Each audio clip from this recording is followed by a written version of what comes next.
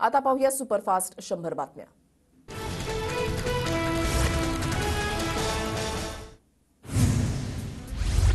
ठाकरे पवार गटाची जागा वाटपावर मातोश्रीवर बैठक। शरद पवारांसह जयंत पाटील, संजय राऊतांची बैठकीला उपस्थिती। नाशिकच्या जागेवर दोन्ही गटाचा दावा। 2 तास बैठकीमध्ये खलबतं। ठाकरे गटाची यादी आज जाहीर होणार। राऊतांची माहिती 15 ते 16 जणांची नावं जाहीर करणार असल्याची माहिती। प्रकाश आंबेडकर सोबत नसले तरी आम्ही जिंकू, संजय राऊतांचं वक्तव्य। वंचितनं मागितलेल्या जागांपैकी 4 जागांचा प्रस्ताव दिलाय अशी माहिती। शिंदे गटाच्या उमेदवारांची यादी आज येणार। खासदार संजय मंडलिक यांची माहिती। तर हिंगोली, उत्तर पश्चिम मुंबई, पालघर आणि नाशिकच्या जागेवर चर्चा करू, सूत्रांची माहिती। 5 पेक्षा जास्त जागा लढवण्यावर अजित पवार गट ठाम। 28 मार्चला अजित पवार गटाची यादी जाहीर होणार, सूत्रांची माहिती। आढळराव पाटील आज अजित पवार गटामध्ये प्रवेश करणार। मंचरच्या शिवगिरी मंगल कार्यालयामध्ये पक्षप्रवेश होणार। अजित पवार, सुनील तटकरे यांच्या प्रमुख उपस्थितीमध्ये पक्षप्रवेश। सुधीर मुनगंटीवार चंद्रपुरातून तर गडचिरोलीमधून अशोक नेते उमेदवारी अर्ज दाखल करणार। उपमुख्यमंत्री देवेंद्र फडणवीस उपस्थित राहणार।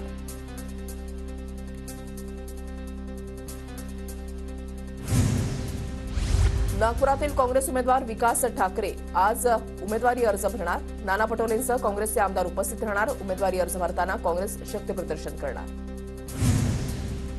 वंचित बहुजन आघाडीचे नेते प्रकाश आंबेडकर युती संदर्भात भूमिका जाहीर करणार। अकोल्यामध्ये आज प्रकाश आंबेडकरांची पत्रकार परिषद। आमदार बच्चू कडू आणि मुख्यमंत्री एकनाथ शिंदे यांच्यामध्ये आज बैठक। मुख्यमंत्र्यांनी फोन करून बच्चू कडूंना बोलावण्याची माहिती। अंतर्गत मतभेद बाजूला ठेवून महायुतीचं काम करा। बारामती अहमदनगरबाबत झालेल्या बैठकीमध्ये फडणवीसांच्या सूचना। महायुतीचा उमेदवार विजयी होईल एवढंच बघा, बाकी सगळं बाजूला ठेवा, असंही विधान। नाशिकच्या जागेवरून महायुतीमध्ये कलह। हेमंत गोडसेंवर अन्याय होऊ देणार नाही, मुख्यमंत्र्यांचं आश्वासन। तर नाशिकच्या जागेसाठी भाजप नेते अन्नत्याग आंदोलन करतील, भाजपच्या दिनकर पाटलांचा इशारा। शिवसेना खासदार हेमंत गोडसेंनी मुख्यमंत्री शिंदेंची भेट घेतल्यानंतर आता नाशिकच्या भाजप आमदार देवी यांनी फरांदे। दिनकर पाटलांनी पदाधिकाऱ्यांसोबत देवेंद्र फडणवीसांची भेट घेतली। नाशिकमधून निवडणूक लढण्यास दिनकर पाटील इच्छुक। नाशिकमध्ये आमचे 3 आमदार, 100 नगरसेवक। नाशिकमध्ये आमची ताकद जास्त, म्हणून भाजप नेत्यांची जागा लढवण्याची मागणी। शेवटी तिन्ही पक्षांना एकत्रित निर्णय घ्यायचा असतो, फडणवीसांचं नाशिकच्या वादावर वक्तव्य। उत्तर महाराष्ट्रामध्ये एक पण जागा आम्हाला ठेवायची नाही का, गुलाबराव पाटलांचा सवाल। आजपर्यंत नाशिकची जागा शिवसेना लढलेली आहे, त्यामुळे नाशिकची जागा आम्हाला सुटावी, गुलाबराव पाटलांची मागणी। अजित पवारांविरोधात स्थानिक गटबाजी थांबवण्यासाठी जानकर बारामतीमधून लढण्याची शक्यता। तर आता ते परभणीतूनच अर्ज दाखल करणार अशी चर्चा। त्यामुळे आता सुनेत्रा पवार माघार घेतात का, हे पाहणं उत्सुकतेचं। अजित पवार गटाच्या आजच्या बैठकीमध्ये बारामतीतून जानकरांच्या लढण्यावर चर्चेची शक्यता। तर लोकसभा जागा वाटप आणि प्रचाराच्या रणनीतीवर सुद्धा चर्चा होणार। बारामतीमधून कोण लढणार याचा निर्णय अजित पवार घेतील। जानकरांच्या बारामतीमधून लढण्याच्या चर्चांवर देसाईंचं वक्तव्य। महादेव जानकर बारामतीमधून निवडणूक लढतील या बिनबुडाच्या चर्चा। विरोधकांकडून जाणीवपूर्वक लोकांची दिशाभूल करण्याचं काम। सुनेत्रा पवारच अधिकृत उमेदवार असतील, अमोल मिटकरींकडून स्पष्ट। जिकडे खायला मिळेल तिकडे जातात, त्यांच्याकडे कुठलीही विचारधारा नाही। काही दिवस आधी महाविकास आघाडीमध्ये येण्यासाठी धडपड सुरू होती। संजय राऊतांचा महादेव जानकरांवर निशाणा। काहीही झालं तरी मी माघार घेणार नाही, माझ्यासमोर कोणीही उमेदवार असला तरी मी लढणार। विजय शिवतारे बारामतीतून लढण्यावर ठाम। बाहेरचा उंदीर गरळ ओकतोय, रुपाली ठोंबरेंकडून शिवतारेंचा बाहेरचा उंदीर असा उल्लेख। त्यांना पवारांच्या घरातील कोणाचं तरी पाठबळ, रुपाली ठोंबरेंचा आरोप।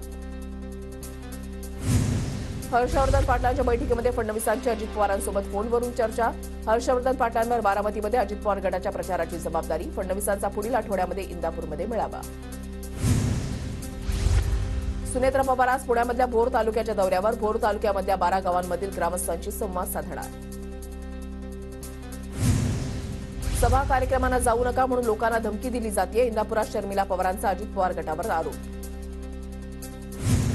आपली जाऊ खासदार होणार याचा शर्मिला पवारांना द्वेष। रुपाली ठोंबरेंची शर्मिला पवारांवर टीका। संयोगिता राजे छत्रपती यांच्याकडून शाहूंच्या प्रचाराला सुरुवात। कोल्हापुरातील अंबाबाई तुळजाभवानीचं दर्शन घेऊन प्रचाराला सुरुवात। महायुतीमध्ये रायगडच्या जागेचा तिढा सुटला। रायगडची जागा मी लढवावी असं पक्षानं ठरवलं आहे, सुनील तटकरेंचं वक्तव्य। मराठा समाज मुंबईतील 6ही मतदारसंघामध्ये उमेदवार देणार. मुंबईतील मराठा क्रांती मोर्चाही उमेदवार देण्यासाठी सज्ज. अंतिम नाव निश्चिती मनोज जरांगे पाटील करतील, सूत्रांची माहिती. लोकसभा निवडणुकीसंदर्भात आज मराठा समाजाची महत्त्वाची बैठक. पुणे लोकसभा मतदारसंघासाठी मराठा समाजाची बैठक पार पडणार. जागा लढण्याबाबत आजच्या बैठकीमध्ये शिक्कामोर्तब होणार. सोलापुरातून राम सातपुतेंचं जोरदार शक्तीप्रदर्शन. भाजपकडून कालच उमेदवारी जाहीर झाल्यानंतर राम सातपुते आणि भाजप कार्यकर्ते लागले कामाला. प्रणिती शिंदेंविरोधात राम सातपुतेंची होणार लढत. सोलापुरात शिवा संघटना आणि सेवा जनशक्ती आक्रमक. महायुतीनं म्हाडा सोलापूरचे उमेदवार आम्हाला न विचारता दिले. सोलापुरातील लिंगायत समाजाचा आरोप. सोलापूरमध्ये लिंगायत समाजाचे 7 ते 8 लाख मतदार. शिवसेनेचा उमेदवार मीच. विद्यमान खासदार सदाशिव लोखंडे यांचा दावा. बुधवारी मुख्यमंत्री एकनाथ शिंदे अधिकृत घोषणा करणार, सदाशिव लोखंडेंची माहिती. परभणीमध्ये लोकसभा निवडणुकीसाठी महायुतीकडून अद्यापही उमेदवार निश्चित नाही. मात्र खासदार संजय जाधवांकडून भेटीगाठी सुरू. उमेदवार कधी जाहीर होणार याकडे जिल्हावासियांचं लक्ष. वामन मेश्राम यांनी घेतली प्रकाश शेंडगेंची भेट. लोकसभा निवडणुकीच्या पार्श्वभूमीवर दोघांमध्ये चर्चा. निवडणुका आल्या की आरक्षणाचा मुद्दा काढायचा. निवडणुका संपल्या की त्या प्रश्नांकडे दुर्लक्ष करायचं. भारतीय जनता पार्टीचं हे नेहमीचं धोरण. माजी आमदार अनिल गोटे यांचा आरोप. खासदार चिखलीकरांनी माजी मुख्यमंत्री अशोक चव्हाण यांना धुलीवंदनाच्या शुभेच्छा दिल्या. निवडणुकीच्या पार्श्वभूमीवर लोकसभेचे उमेदवार चिखलीकर ऍक्टिव्ह. प्रकाश आंबेडकर अभय पाटलांची एका कार्यक्रमात भेट. अभय पाटील अकोल्यातून काँग्रेसकडून लोकसभा लढण्यासाठी इच्छुक. अभय पाटलांनी प्रकाश आंबेडकरांना होळीच्या शुभेच्छाही दिल्या. जळगाव लोकसभेच्या भाजप उमेदवार स्मिता वाघ यांची बंजारा समाज बांधवांसोबत धुळवड साजरी. स्मिता वाघ यांच्याकडून बंजारा समाज बांधवांसोबत पारंपरिक नृत्य. मंत्री गिरीश महाजनांकडून जळगावच्या आंबिलहोळ तांडा इथे आदिवासी बांधवांसोबत धुलीवंदन साजरी. गीतांच्या माध्यमातून महाजनांचं स्वागत. मंत्री अनिल पाटलांकडून आदिवासी बांधवांसोबत होळी साजरी. पारंपरिक वेशभूषा करत अनिल पाटलांकडून आदिवासी बांधवांसोबत नृत्य. परभणीमध्ये भाजपा आमदार मेघना बोर्डीकरांचा बंजारा महिलांसोबत ठेका. बंजारा वेशभूषा परिधान करत केली होळी साजरी. नाशिकच्या नांदगावमध्ये बंजारा तांड्यावर रंगला हुंडखेळ. पारंपरिक पद्धतीनं बंजारा समाजाकडून धुळवड साजरी. सुधीर मुनगंटीवार यांनी पोहरादेवी इथे हलगीवर धरला ठेका. सुधीर मुनगंटीवारांनी वाशिमच्या पोहरादेवी इथे जगदंबा देवी आणि संत सेवालाल महाराजांचं दर्शन घेतलं. बाळासाहेब थोरातांची पुण्यामधल्या काँग्रेस पदाधिकाऱ्यांशी चर्चा. उमेदवारीवरून नाराज असलेले आबा बागुल बैठकीला गैरहजर. रवींद्र दंगेकरांना उमेदवारी जाहीर झाल्यानंतर आबा बागुल नाराज. वंचित आघाडीसोबत यावी यासाठी आमचे प्रयत्न. पुण्यामधल्या बैठकीनंतर बाळासाहेब थोरात यांची प्रतिक्रिया. सातारा लोकसभा निवडणूक लढवणार, तुमचं भरघोस मतदान मला हवावं. विचुकलेंचं मतदारांना आवाहन. धनगर आरक्षणाबाबत दिलेल्या शब्दावर आज ठाम. आरक्षणाबाबत तांत्रिक पूर्तता करण्याचं काम सुरू. धनगर आरक्षणावर मंत्री शंभूराजे देसाई यांची प्रतिक्रिया. मुंबईत माहीमच्या समुद्रकिनारी बुडून दोघांचा मृत्यू. 5 मुलांपैकी दोघांचा मृत्यू तर 1 जण बेपत्ता. समुद्रात बुडालेल्या तिघांना सुखरूप बाहेर काढलं. राज्यात पाण्याची भीषण परिस्थिती. धरण साठ्यामध्ये फक्त 40% पाणीसाठा शिल्लक. तब्बल 940 टँकरनं पाणी पुरवठा. मराठवाड्यामध्ये टँकर 600 पार तर विदर्भातील 399 गावांमध्ये पाणी टंचाई. राज्यात अकोल्यामध्ये सर्वाधिक तापमान. अकोल्यामध्ये 41 अंशांची नोंद. मुंबईसह उपनगरातील तापमानामध्ये वाढ. 2 दिवस कोकण आणखी तापणार. मुंबईसह बहुतांश शहरांचं तापमान 35 अंशांवर. पुढील 4 ते 5 दिवस कोकणातील काही भागामध्ये उष्ण आणि दमट परिस्थिती राहणार. मुंबईत हवेची गुणवत्ता घसरल्यानं समन्वय समितीकडून अनेक महत्त्वाच्या शिफारशी. महापालिका आणि नगरपालिकांना पार्किंगचं व्यवस्थापन कठोरपणे करण्यासह नानाविध प्रकारचे निर्देश. मुंबईत महावितरण विरोधात आचारसंहिता भंगाची तक्रार. महावितरण कंपनीच्या देयकावर सुराज 1 वर्ष सुराज्याचे. जाहिरातीवरून समाजवादी पक्षाची कारवाईची मागणी. मुंबईच्या धरणांमध्ये केवळ 32% पाणीसाठा शिल्लक. पाणीसाठा केवळ 2 महिने पुरवण्याचा अंदाज. पुरेसा पाऊस न झाल्यास पालिकेसमोर पाणी पुरवण्याचं मोठं आव्हान. राज्यातील 9 पैकी 5 मंदिरांच्या जीर्णोद्धारासाठी 2 वर्षांपासून फक्त सूचना. एकविरा देवीसह 5 मंदिरांच्या जीर्णोद्धाराच्या कामामध्ये भारतीय पुरातत्व विभागानं सातत्यानं खोडा घातल्यानं मंदिरांचं काम खोळंबलं. मॉल शाळांमधील आग रोखण्यासाठी सरकारकडून कठोर सूचना जारी. सरकारी इमारती, शाळा, महाविद्यालय, मॉल्स, मार्केट आदींसाठी आपत्ती निवारण, अग्निप्रतिबंधक उपाययोजना करणं बंधनकारक. तज्ज्ञ समितीची नियुक्ती.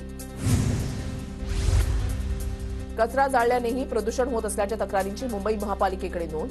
कचरा जाळून प्रदूषण करणाऱ्यांवरही कारवाईचा बडगा.